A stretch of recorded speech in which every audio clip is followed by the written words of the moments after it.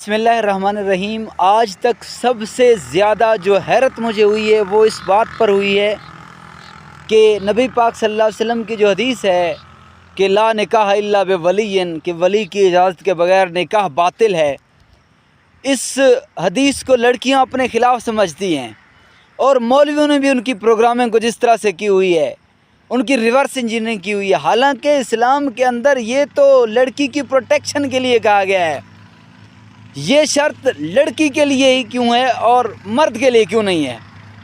اس کی ایک وجہ ہے۔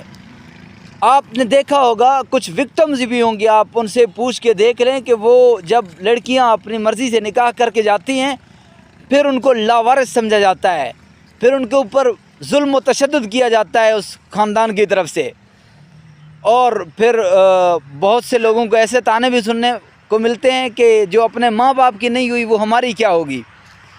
تو اسلام نے تو اس لیے شرط رکھی ہے، لیکن یہاں پر بتایا گیا کہ یہ آپ کی آزادی رائے، آزادی اظہار کے اوپر جو ہے قدغن ہے۔ اسلام میں قطعاً ایسا نہیں ہے۔